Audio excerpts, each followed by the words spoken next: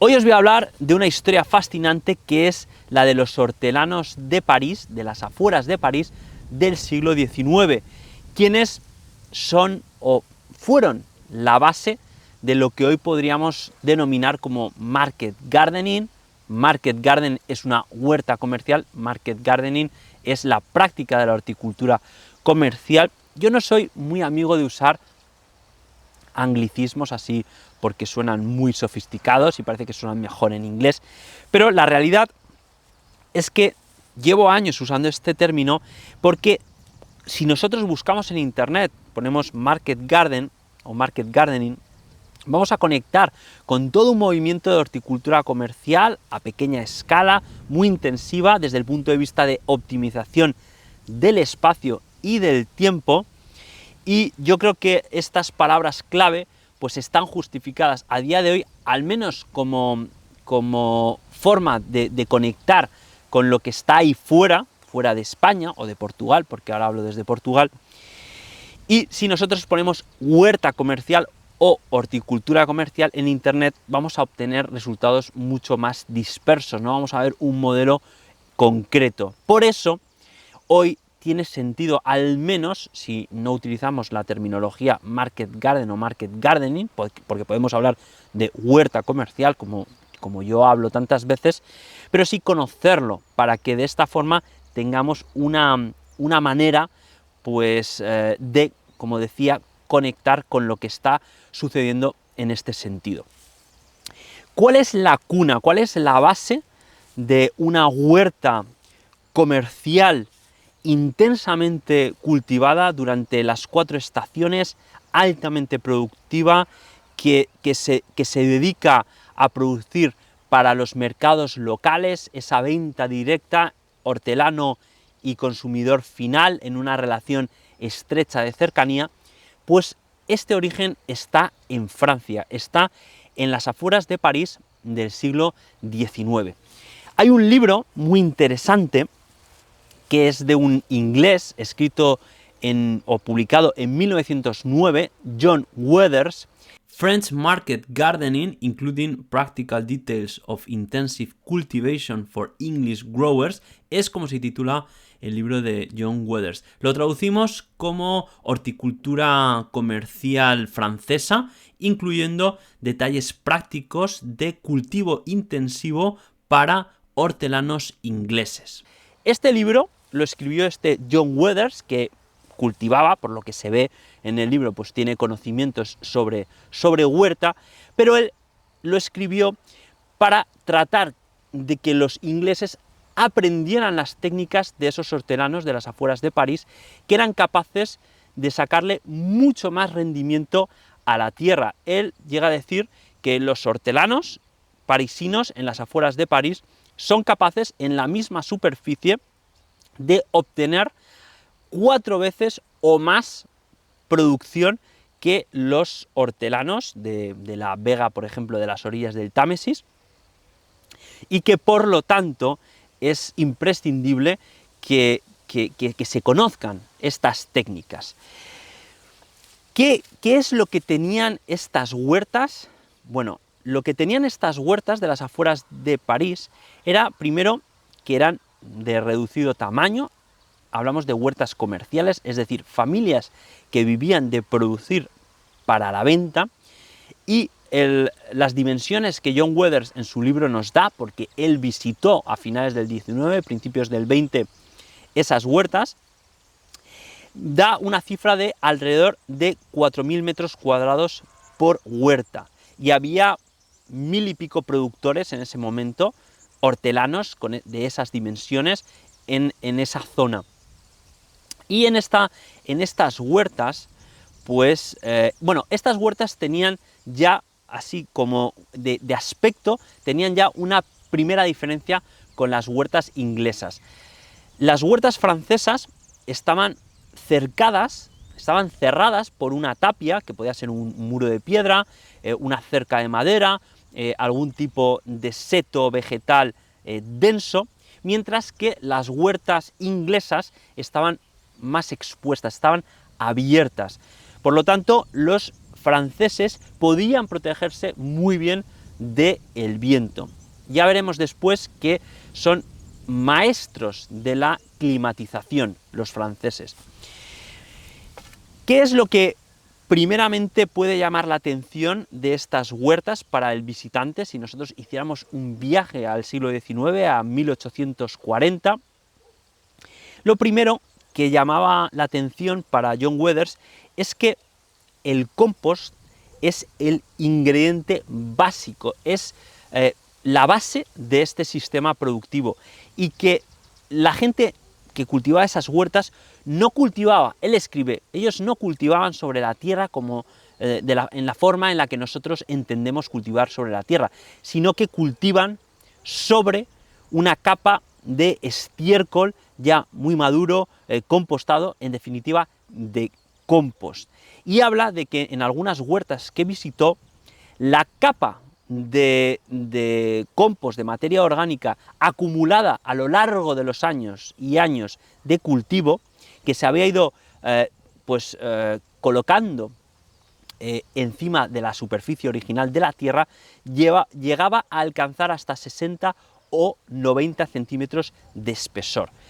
Él explica que los hortelanos son verdaderos especialistas en transformar absolutamente todos los restos de la casa, cualquier sobra, hacían sus pilas, algunas cónicas, otras de otra forma, pero habla mucho de las pilas de compostaje cónico, para que cuando el agua venga, cuando llueva, pues el agua pueda escurrir fácilmente. Hacían muchísimo compost, pero es que también compraban ingentes cantidades de estiércol, ya sea para compostar o porque necesitaban el estiércol para sus cultivos forzados.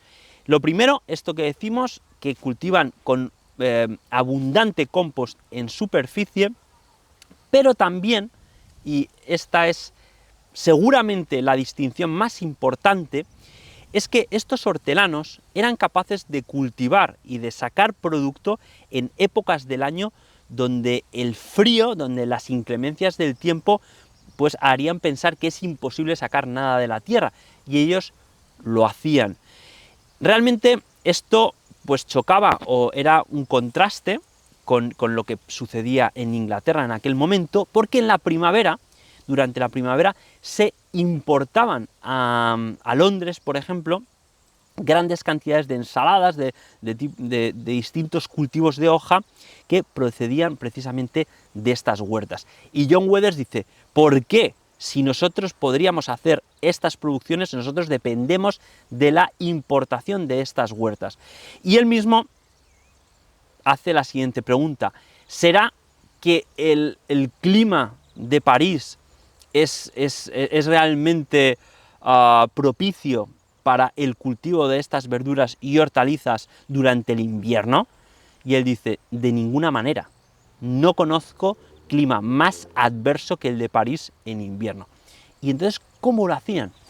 Bueno, pues en lo que se especializaron estos hortelanos fue en el cultivo forzado. Esto quiere decir que usaban bastidores, imaginaros un armazón, un marco de madera sobre el que puedes poner un cristal. Imaginaros como si fuera una cama, un bancal elevado, un parterre, y con cristales en la parte superior, con una cierta inclinación para cuando llueva, pues que el agua pueda escurrir, y debajo de esos cristales, en esos bastidores, pues cultivaban durante el invierno.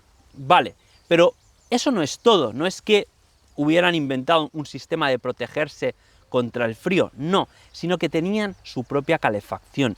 Ellos eran también los maestros de las camas calientes. Ya sabéis que una cama caliente es usar estiércol fresco de los establos y otros tipos de estiércol en las partes inferiores, ir añadiendo más cantidad, se va regando, se va pisando, y eso va fermentando, y encima podemos colocar un compost ya maduro donde podemos plantar. El calor que irradia esa fermentación pues hace que, si además está cerrado ese recinto, ese bastidor, pues tienes un pequeño espacio perfectamente pues climatizado a una temperatura que si fuera hace 0 grados o incluso bajo cero, pues dentro pues puedes tener bastantes grados más.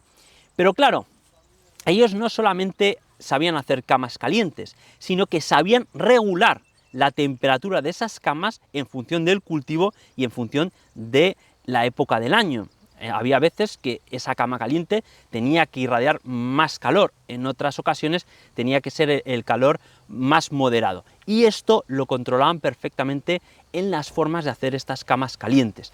Además, pues eran también maestros de la ventilación. Tenían sistemas para abrir esos bastidores y dependiendo de la estación, dependiendo de las necesidades del cultivo, pues abrían más o menos en una orientación o en otra para conseguir una perfecta ventilación.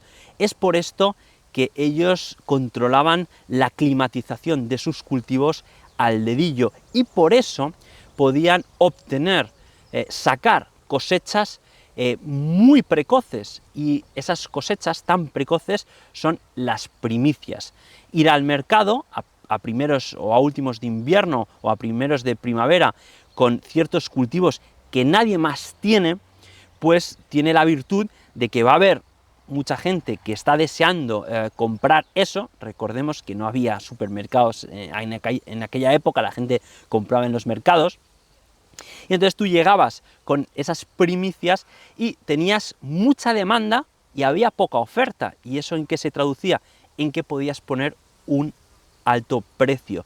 Vendían excelencia, porque no se trataba únicamente de ofrecer productos en épocas del año donde la agricultura a una escala mayor pues no era capaz de hacer, sino que ellos competían entre unos y otros por sacar verduras y hortalizas perfectas. La palabra perfección en el libro de John Weathers pues aparece repetida muchas veces. Tenemos, por tanto, que tenían el compost como base, el estiércol, porque como hemos visto necesitan esa calefacción, usaban ingentes cantidades de estiércol. Y fijaros, no solamente el estiércol se colocaba abajo, sino que en los pasillos, tal era la intensidad, por eso también se define este sistema como cultivo intensivo, que los pasillos entre bancal y bancal pues eran realmente estrechos, máximo 30 centímetros. John Weathers habla de 22 incluso. Era lo justo para que una persona pudiera pasar ya con una cierta habilidad entre bancal y bancal. Y también esa estrechez pues tenía un propósito, y es que había veces que tenían que calentar esas camas, esos bastidores desde fuera, y lo que hacían era llenar los pasillos con estiércol fresco para que irradiara y mantener mejor esos cultivos. Fijaros que aquí digamos que el sello más distintivo de estas gentes era el tener cultivos, el tener producción en épocas del año donde es muy difícil sacar nada. Y todo lo que fuese ingeniárselas para que durante esos meses tuvieran pues abundancia de cultivo, pues llegaron a dominarlo, ¿no? John Weathers dice que sin compost, sin estiércol, en cantidades prodigiosas, este sistema es inviable. Así directamente lo dice. Incluso refiere que caminando sobre alguna huerta, pues ha tenido la sensación de estar caminando sobre terciopelo largo. Más cosas. Vemos que tienen pasillos muy estrechos, es decir, apenas dedican espacio para los pasillos.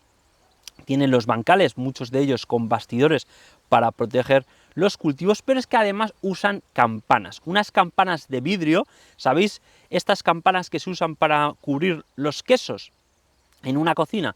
Pues de ese tipo, de vidrio, dentro de las cuales podías meter 3 o 4 lechugas, y es que no hablamos de que los hortelanos pudieran tener algunas decenas de campanas en su huerta, no, podían tener miles de campanas, literalmente miles. En aquella época, de hecho, Weathers da una cifra de los millones de campanas que tiene que haber en funcionamiento en aquel momento.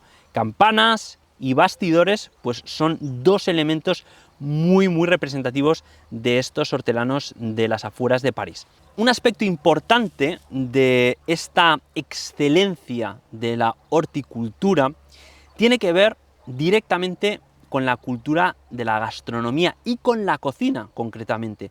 Parece ser que los chefs, los cocineros franceses, que en el mundo entero yo creo que se considera Francia como una de las cunas de la cocina mundial, o al menos un referente mundial, pues parece ser que tuvo una influencia sobre esta horticultura.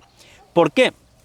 Porque los cocineros franceses, muy exigentes, no querían zanahorias simplemente, querían la zanahoria o la endivia. Eran muy específicos en sus deseos, y los hortelanos se esforzaban para concederles a esos cocineros eso que estaban buscando. Y parece ser que ha habido una retroalimentación entre las dos culturas, la cultura de la cocina y la cultura de la huerta. Otro aspecto muy importante que subraya Weathers desde el principio es que los hortelanos franceses de los que estamos hablando eran capaces y practicaban mucho, eran capaces de hacer intersiembras, y era algo que hacían constantemente. Es decir, en un bancal no solamente tenían un cultivo en producción, sino que podían tener hasta 3 tipos de cultivos distintos en momentos diferentes de crecimiento. Puede ser que uno ya esté a punto de ser cosechado, otro está digamos que a mitad de crecimiento, y el otro distinto pues está apenas germinando. Jugaban con el tipo de cultivo, el desarrollo vegetativo de ese cultivo, los tiempos de maduración, de tal forma que si, por ejemplo, aquí tengo las patatas que las sembramos y que son mucho más lentas, por ejemplo, que las espinacas o que los rábanos o que los nabos, pues yo podría, como ya os he mostrado aquí en alguna ocasión, pues meter algunos cultivos entre líneas, para que una vez que yo ya saque esos cultivos entre líneas más rápido, ya justo en ese momento el cultivo principal o otros cultivos principales pues ya están adquiriendo un volumen o un tamaño tal que ya pues ensombrecerían a esos cultivos intersembrados. Y entonces, jugando con esos tiempos, conociendo a la perfección los distintos ritmos de crecimiento, pues ellos tenían pues el espacio optimizado al máximo. Dice Weathers que durante las 4 estaciones, durante los 12 meses del año, siempre podías ver distintos cultivos en la tierra. Y eso es lo que permitía que estos hortelanos seguramente hayan sido los más productivos, al menos de la época moderna, que se sepa. Por eso son tan referentes para el market gardening más moderno, que fijaros, hoy tenemos herramientas, yo creo que muchas de las cuales han facilitado enormemente la labor del hortelano. Tenemos mallas, tenemos invernaderos, pero os puedo decir que leyendo las crónicas antiguas uno se da cuenta de que estos hortelanos antiguos, con muchos menos medios, eran capaces de producir lo inimaginable. Nosotros nos sorprenderíamos hoy con nuestros plásticos, con nuestros túneles, con nuestros sistemas de riego por microaspersión, por goteo, etcétera. Nos llevaríamos las manos a la cabeza, estoy seguro. Más cosas, ¿qué más curiosidades podemos conocer? Este es un tema que voy a seguir tratando, que vamos a seguir profundizando. Hay más crónicas, hay, digamos, libros escritos ya no por visitantes ingleses, sino por los propios franceses, practicantes por hortelanos, de los cuales os hablaré en otra ocasión, pero que sirva esto como una introducción. Una cosa muy interesante, y es que Weathers dice que este sistema pues puede ser muy rentable realmente, pero la pregunta que se hace es él plantea lo siguiente: las personas o aquella persona que pretenda hacer fortuna de la tierra en Inglaterra, ¿está dispuesta a trabajar tanto como los franceses? Esa es la cuestión.